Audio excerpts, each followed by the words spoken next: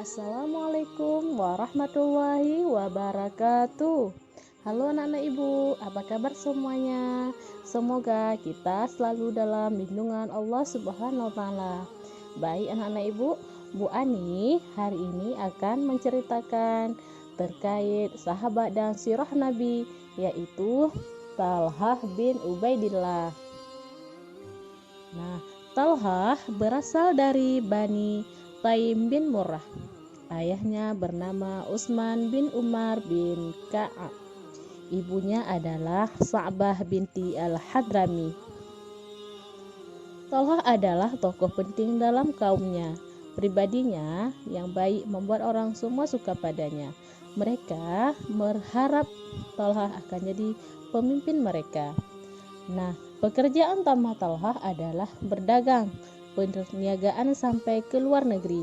Sebagai orang kaya, Talhah juga sangat pemurah. Bantuannya banyak diberikan kepada orang yang tak punya. Suatu ketika, Talhah berdagang ke negeri Syam. Tiba-tiba seorang pendeta berteriak, "Wahai para pedagang sekalian, adakah yang berasal dari Mekah?" Nah, orang-orang di pasar Syam kaget. Mereka pun saling pandang. Kebetulan Talhah berdiri tak jauh dari pendeta itu. Segera ia menghampirinya. "Ya, aku penduduk Mekah. Ada apa? Ada apa gerangan?" Nah, itu sahut dari Talhah. "Sudah munculkah di negeri kalian orang bernama Ahmad?" tanya pendeta. "Ahmad siapa?" Talhah balik bertanya.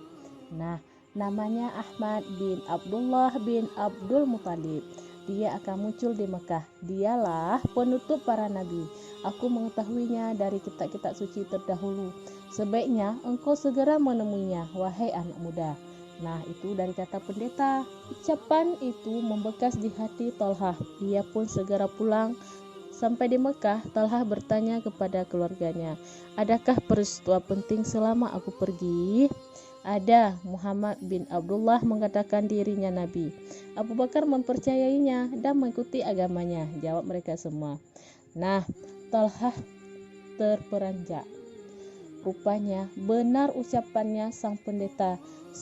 Sudah datang nabi akhir zaman. Dia membawa agama yang sempurna, yaitu Nabi Muhammad SAW.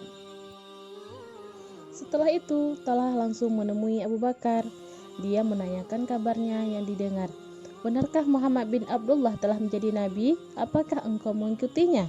"Benar," jawab Abu Bakar dengan tegas.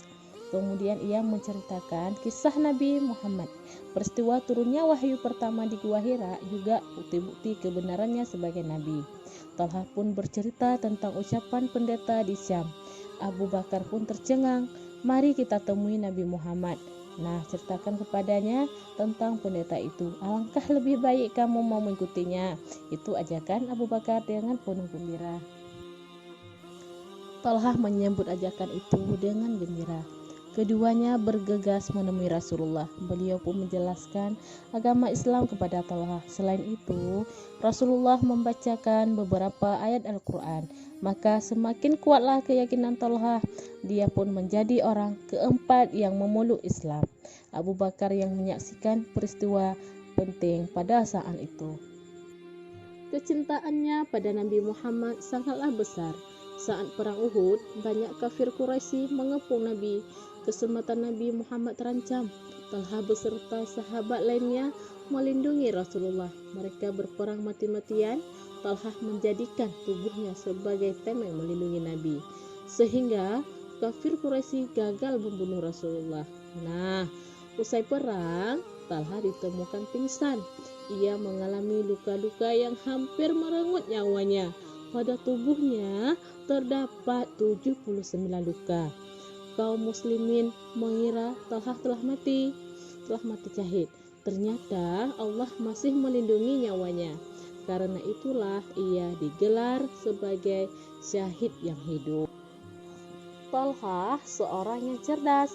Dia sering ikut serta dalam musyawarah penting, misalnya dalam memilih khalifah atau pemimpin Islam tertinggi.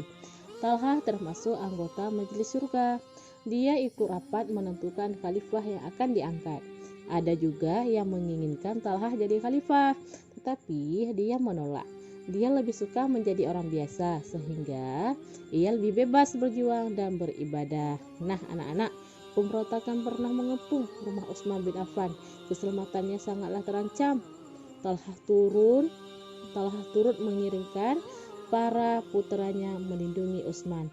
Begitulah rasa sayangnya pada sesama umat Islam.